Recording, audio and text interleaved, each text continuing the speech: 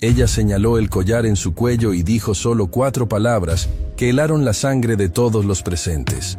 Era de mi padre. Nadie imaginaba que aquella mujer apache guardaba un secreto que destruiría al hombre más poderoso de la región. El sol del amanecer apenas rozaba los tejados de barro del pueblo de San Isidro del Valle, cuando Citlali Yaxquin apareció caminando por el sendero polvoriento que bajaba desde los cerros de Quetzalcóatl. Sus pies descalzos pisaban con seguridad la tierra que había pertenecido a su pueblo durante generaciones, aunque ahora todo había cambiado. Su vestido de algodón blanco, bordado con hilos de colores que su abuela Imelda Cuautli le había enseñado a tejer, contrastaba con su piel morena que el sol había curtido durante años de vivir en las montañas. A los 23 años, Citlali llevaba la dignidad de su pueblo apache en cada paso. Su cabello negro como la noche caía en una trenza gruesa hasta su cintura, adornada con pequeñas cuentas de turquesa que había heredado de su madre.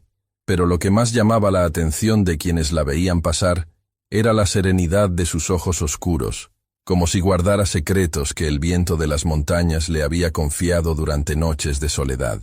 Los habitantes del pueblo la observaban con una mezcla de curiosidad y desconfianza. Las mujeres se asomaban discretamente por las ventanas de sus casas, susurrando entre ellas sobre la joven apache que bajaba de las montañas. Los hombres la miraban con esa combinación de desprecio y fascinación que reservaban para todo lo que no entendían.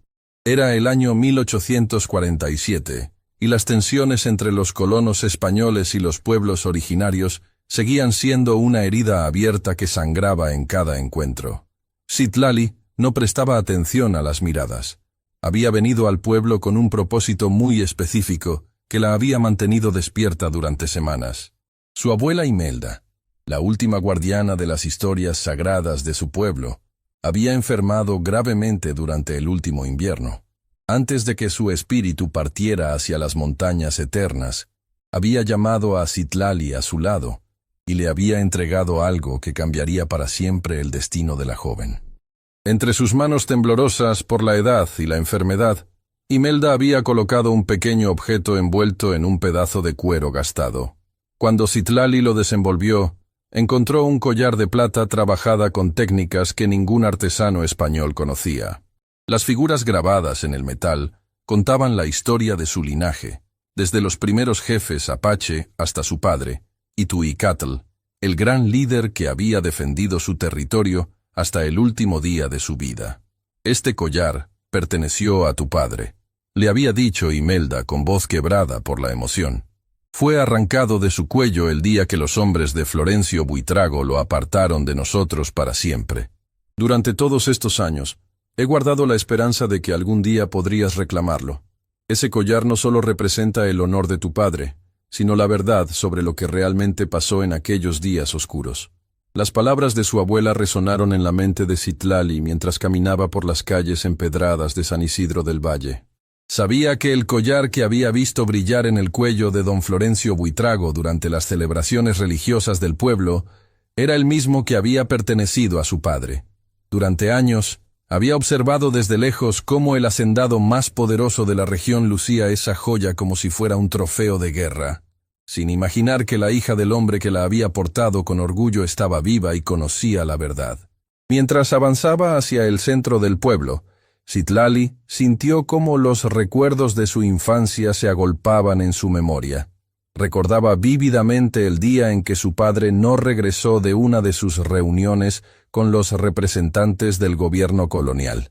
Tenía apenas 8 años, pero la imagen de su madre llorando en silencio mientras esperaba noticias que nunca llegaron se había grabado para siempre en su corazón.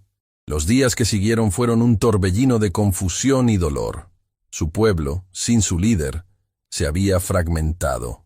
Algunos habían decidido refugiarse en las montañas más altas.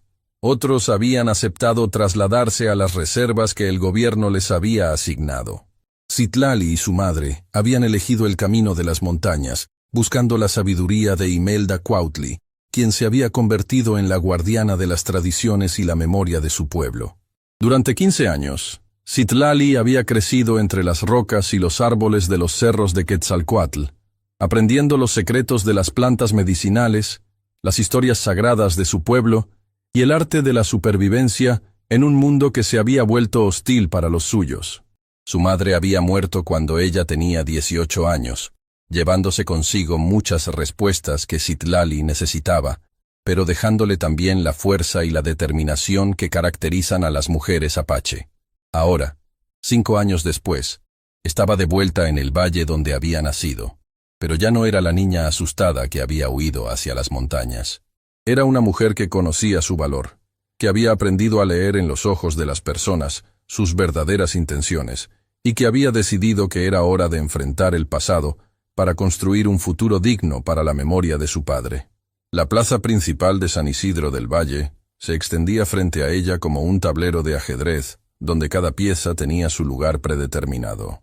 La iglesia de San Isidro dominaba uno de los lados con su fachada de piedra blanca y sus campanas que marcaban el ritmo de la vida del pueblo. Del otro lado se alzaba el edificio del ayuntamiento, donde los hombres importantes tomaban las decisiones que afectaban la vida de todos los habitantes de la región. Pero lo que más le llamó la atención a Citlali fue el bullicio que se había formado cerca de la fuente central de la plaza.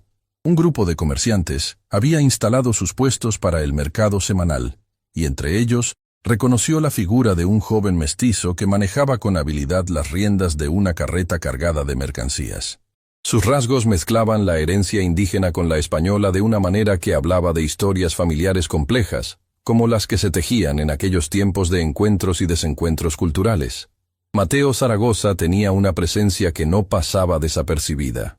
A los 28 años, había logrado establecerse como uno de los comerciantes más respetados de la región, no solo por su honestidad en los negocios, sino por su capacidad de tratar con dignidad tanto a los colonos españoles como a los pueblos originarios. Su cabello castaño ligeramente ondulado enmarcaba un rostro donde se podían leer la inteligencia y la bondad que habían conquistado la confianza de personas de muy diferentes orígenes. Cuando sus ojos se encontraron con los de Citlali a través de la plaza, algo cambió en el aire matutino de San Isidro del Valle. Era como si el destino hubiera decidido que aquellos dos jóvenes, cada uno con su propia carga de historia y esperanzas, debían conocerse en aquel momento preciso. Mateo detuvo lo que estaba haciendo y caminó hacia ella con una sonrisa que hablaba de reconocimiento, como si hubiera estado esperando su llegada sin saberlo.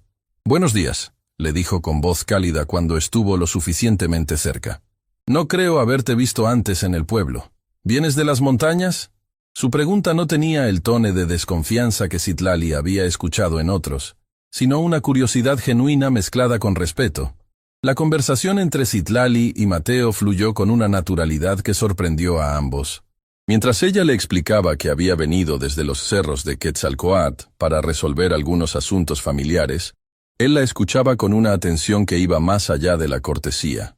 Había algo en la manera en que ella hablaba, con esa mezcla de firmeza y suavidad que caracteriza a quienes han aprendido a encontrar fortaleza en la adversidad, que despertó en Mateo un interés que no había sentido por ninguna otra mujer. «Las montañas son hermosas en esta época del año», comentó Mateo mientras ajustaba la carga de su carreta. «Mi trabajo me lleva por muchos caminos, pero siempre me ha llamado la atención la serenidad que se respira en esas alturas. Debe ser un lugar especial para crecer». Sus palabras revelaban una sensibilidad poco común entre los hombres de su tiempo, una capacidad de apreciar la belleza que iba más allá de lo material. Citlali sintió como algo cálido se movía en su pecho. Durante años, había estado acostumbrada a la compañía silenciosa de su abuela y al diálogo constante con la naturaleza que la rodeaba. Encontrar a alguien que parecía entender el valor de los espacios sagrados donde había crecido era como encontrar un oasis en medio del